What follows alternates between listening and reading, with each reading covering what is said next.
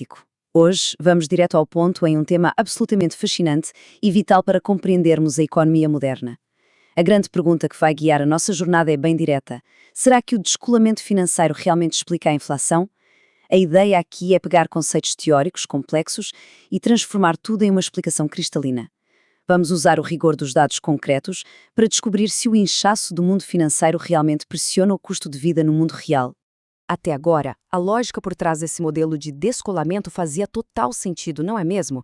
A ideia de que o crescimento do setor financeiro gera distorções quando perde o compasso com a economia real é super intuitiva. Mas, para os olhares mais críticos, a provocação sempre foi muito clara. Cadê a evidência econométrica? Faltava exatamente aquela peça fundamental que separa uma ótima narrativa de uma ciência comprovada de fato. Faltavam os dados puros e incontestáveis. Então é exatamente isso que vamos fazer agora, colocar esse modelo empírico à prova.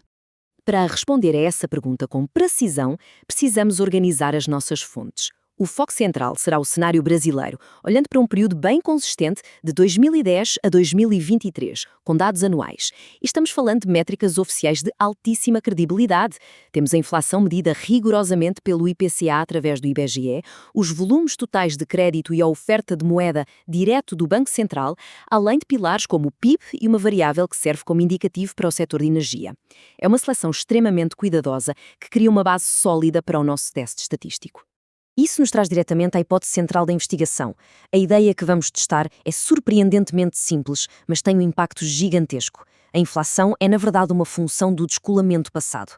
Trazendo para a prática, nós estamos avaliando se o grau do descolamento financeiro que acontece em um determinado momento exerce uma influência direta e mensurável na inflação do período seguinte. É a busca por uma relação clara de causa e efeito no tempo. Se isso for validado, tem o poder de alterar substancialmente a forma como as instituições elaboram as suas projeções macroeconómicas. Bom, vamos entender como funciona a mecânica por trás dessa validação. O modelo de regressão se divide em 3 passos lógicos muito tranquilos de acompanhar. O passo 1 é calcular com exatidão o nível de descolamento em cada ano específico da série histórica. O passo 2 é pegar esse valor exato e comparar com a taxa de inflação registrada no ano imediatamente seguinte. E, por fim, o passo 3 vai estimar o impacto médio geral dessa relação ao longo de toda a década. Tudo isso sem usar jargões matemáticos desnecessários. O objetivo é simplesmente mapear um padrão que se repete de forma mecânica e confiável. Depois de processar todo esse volume rigoroso de informações e rodar o modelo estatístico por esses 3 passos, o resultado matemático surge com uma clareza impressionante, um coeficiente estimado de 0,32. Vale a pena fazer uma pequena pausa aqui para deixar a magnitude dessa descoberta afundar. Esse não é um número tirado da cartola, é a quantificação matemática, extraída puramente do mundo real, daquela exata relação teórica que antes era apenas uma suspeita nas rodas de discussão económica. Mas o que isso significa no dia-a-dia? O ponto crucial de todo esse exercício é traduzir o coeficiente estatístico para a nossa realidade económica.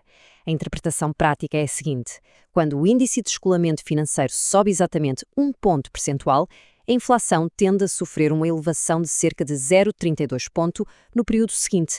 É uma métrica muito palpável. Basicamente, observar o excesso financeiro no presente já nos permite antecipar, com base em números reais, uma boa fração da pressão inflacionária que vai se materializar no futuro próximo.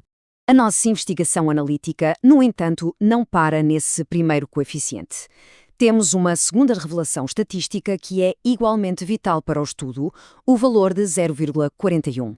Na linguagem econométrica mais rigorosa, isso representa o coeficiente de determinação, famoso como R².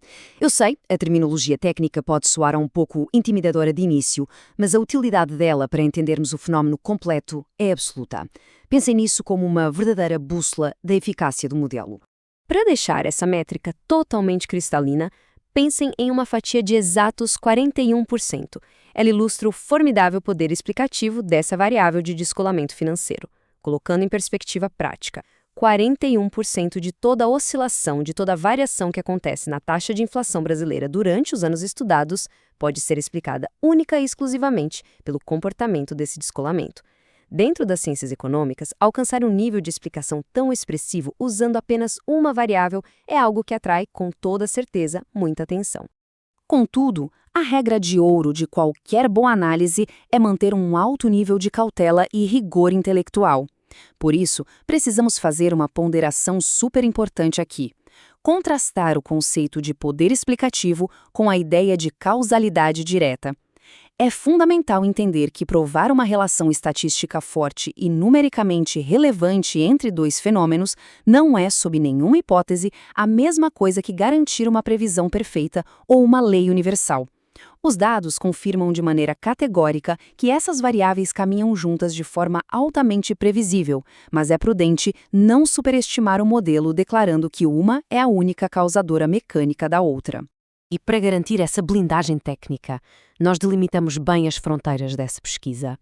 Fica formalmente registado que o resultado empírico não prova, definitivamente, uma causalidade direta pura e também não tem a pretensão de substituir os modelos macroeconómicos tradicionais, que já são amplamente utilizados. A grande mensagem aqui é de complementação inteligente. Estes dados indicam fortemente que a variável do descolamento tem um notável poder explicativo. Portanto, ao ser entregada às análises clássicas, ela fornece uma camada extra de compreensão sobre a inflação que simplesmente não dá mais para ser ignorada. E assim caminhamos para o que pode ser considerado o insight mais profundo e revelador de toda essa explicação. Vejam bem, a descoberta mais importante não repousa no valor isolado de 0,32, nem na exatidão daqueles 41%. O verdadeiro valor está a identificar um padrão contínuo e repetitivo observável no mundo real. O padrão de que, invariavelmente, quando as métricas do sistema financeiro crescem muito acima da expansão da economia real, a inflação vai reagir logo em seguida. Reconhecer que esse movimento de descompasso financeiro precede a dor inflacionária é a lição definitiva dessa investigação empírica. Todo esse fluxo de informações estruturadas que acabamos de percorrer ilustra muito bem a evolução, que é o pilar de qualquer avanço científico. Nós acompanhamos a transformação de uma mera ideia narrativa, que era só um conceito teórico e elegante, para o chão firme da evidência empírica, virando de fato uma hipótese testável e sustentável. O argumento lógico de que o inchaço dos mercados financeiros exerce uma pressão crônica sobre os preços agora carrega o selo de validação dos dados oficiais e da estatística. É a teoria ganhando vida nos números.